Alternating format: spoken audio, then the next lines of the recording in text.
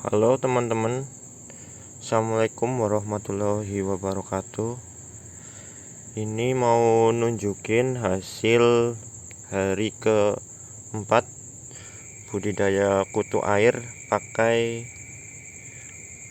air bekas lele ya. Ini lelenya, di sini airnya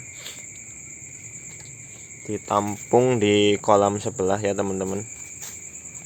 Nah ini hari keempat malam hari. Jadi tadi pagi itu sebenarnya udah lumayan banyak, tapi terus aku serok ya sebagian, ternyata hasilnya kurang lah kalau cukup buat makan burayak ikan aja. Yang gede-gede nggak dikasih ya. Nah terus sorenya aku coba kasih lagi air lelenya, karena air lelenya itu kelihatannya udah bening gitu, udah bening. Jadi aku taruh lagi mungkin kurang lebih sekitar 100 liter lah ya, 100 liter. Dan ternyata aku iseng coba lihat malamnya, ini hasilnya kayak gini. Lumayan, bukan lumayan ya, alhamdulillah banyak tuh. Ini pada ngumpul kayak gini. Ini tuh di sana tuh masih ada, sana lagi masih ada. Ini pakai air lele ditambah probiotik rabal ya, rabal klasik ya. Nah ini nih hasilnya tuh. Ini malam hari keempat, berarti besok hari kelima ya teman-teman. Nah itu, dan ini hasilnya seperti ini, bisa teman-teman lihat tuh.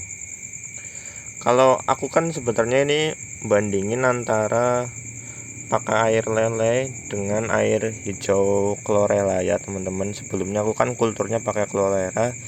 Jadi ini teman-teman lihat hasilnya. Kalau yang aku lihat sih hasilnya, kalau pakai air lele ini dia itu hasilnya bagus ya, banyak tuh, banyak banget. Cuma dia apa ya namanya, kutu airnya kalau dilihat sekilas itu lebih kecil dibanding kalau pakai chlorella ya teman-teman. Kalau pakai air hijau chlorella itu kutu airnya gede-gede. Jadi sama, kalau teman-temanku yang belum tahu itu dikiranya Dapnia magna, padahal itu kutu air biasa. Ini kutu air Moina macrocopa ya. Nah itu hasilnya. Ini panennya berarti hari keempat ya, hari keempat kurang lebih ini 700 literan mungkin, atau 700 liter air ditambah 700 liter air lele ya, ditambah probiotik rabal klasik ya. Nah ini hasilnya kayak gini tuh. Kita lihat di sana masih ada enggak? Oh, udah pada ngumpul. Nah itu hasilnya. Kita pindah ke kolam sebelah ya. Kalau ini perbandingannya pakai yang air hijau chlorella tuh. Tuh teman-teman lihat, masih banyak juga ya. Mantap. Ini hari ketiga, hari ketiga malam hari itu teman-teman lihat. Udah kayak sungai ya.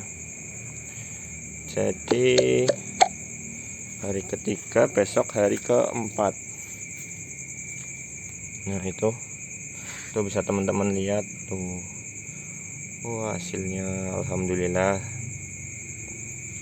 Nah ini tuh sampai sana tuh masih ada tuh, sampai sana air hijau. Nih hari ketiga airnya masih hijaunya masih terjaga ya teman-teman kalau pakai chlorella. Yang penting sering diaduk aja, sering diaduk.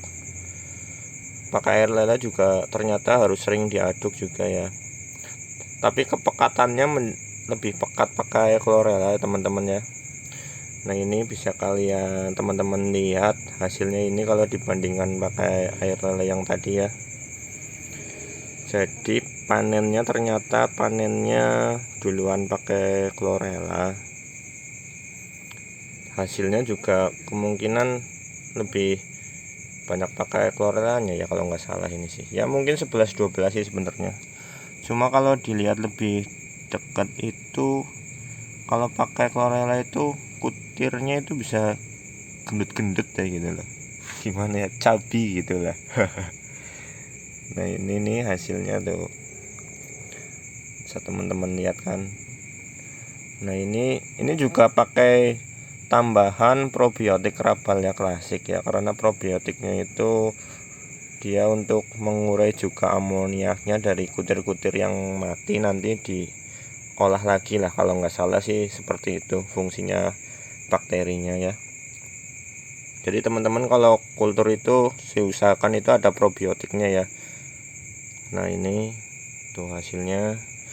Tapi kalau aku bandingin, jadi sebenarnya ada plus minusnya. Kalau menurutku pribadi, kalau pakai chlorella itu hasilnya maksimal sih, lebih maksimal gitu.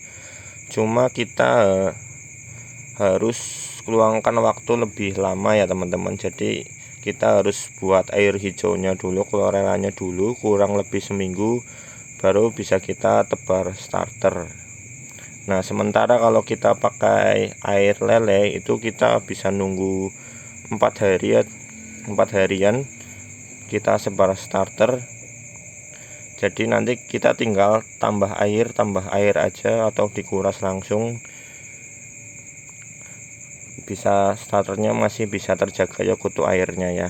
Tapi kalau pakai chlorella ini kita harus, misalkan udah pertumbuhannya udah melambat, nggak banyak, itu kita kuras total dan kita harus sediakan satu kolam lagi juga buat khusus untuk membuat chlorellanya, jadi seminggu lagi paling gitu sih kita. Jadi antara perbedaan waktunya aja sih. Cuma kalau aku pribadi mungkin sih nanti sih tetap lihat aja sih, masih lihat dulu berapa lama panennya. Kalau pakai chlorella itu kurang lebih bertahan 3-4 hari ya. Aku di kolamku itu mentok segitulah 3-4 hari, tapi panennya masih maksimal lah.